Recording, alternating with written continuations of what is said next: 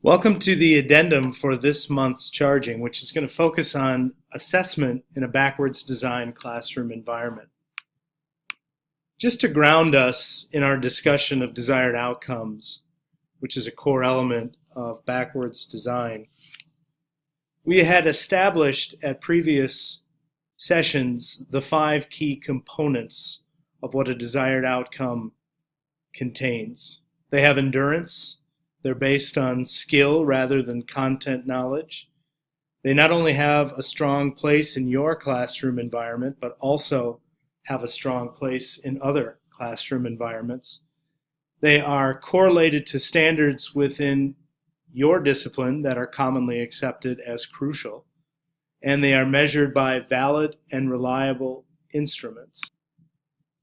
Author McTighe notes that effective curriculum is planned backwards using long-term desired results through a 3-stage design process. Desired results, gathering evidence, and using a learning plan. It's from this model that we're going to have a discussion about backwards design and assessment. Using the McTighe model, the step 1 that all classrooms should have if they're using assessment, using backwards design, is to establish in advance the desired outcomes that you hope to achieve. Do your desired outcomes meet the 5 criteria that we've established? Are they based around skills? The second step is to craft evidence that you would use in your backwards design classroom. What types of evidence are you going to look for? Are you going to plan formative assessments to gauge whether or not students are ready with a skill and are prepared to take a summative assessment? The third step is designing your lesson. What types of materials will you bring into your lesson? And this is where, in many cases, most of the units that we all have that we really identify with and like, we can use those and tailor those to a backwards designed lesson in which we have a desired outcome.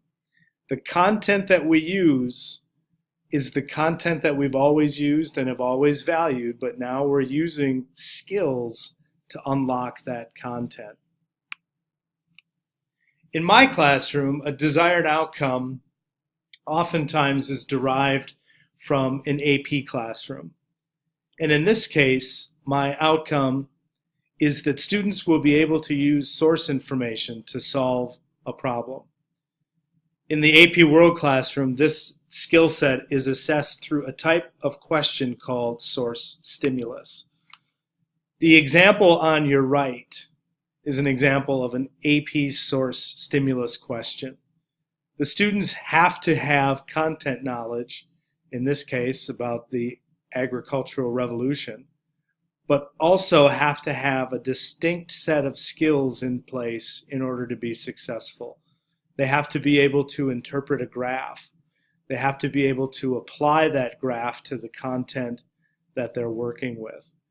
And as you can see on the left side, this provides us with the opportunity to meet all 5 of our criteria for a desired outcome. When students are able to demonstrate proficiency in a skill, sometimes you can modify that skill and meet other outcomes that you've established. For example, this outcome, using both a map and a graph, asks students to use contrasting materials to reach a conclusion. And in this case, that conclusion is how the Roman Empire was affected by invasions in the 3rd and 4th centuries CE. You can also adjust those skills to include much more specific material. For example, this slide asks students to use visual information rather than a written source, rather than a graphic source or a map. In this case, they have to use a picture produced during, in this case, the Tang Dynasty to analyze how the Chinese had used a system called the tribute system. Now, ultimately, this is going to produce a lot of data. And as you can see from the heading on this slide, data, data, and more data, this creates a daunting task, and this can oftentimes mean a lot of work. Google Forms is a great way to quickly gather a great deal of information, to sort that data, to create graphics that you can share with your kids, to show them their progress. It creates easily printed rosters of the kids and their performance. And if you haven't used Google Forms as a way to collect information, it's a great way to do it. And it also will really help you establish a framework for using desired outcomes and assessment in your classroom. If you have any further questions on this, please feel free to contact Joel Hermanson. I'm down in room 1338, and I'd be happy to sit down with you and help.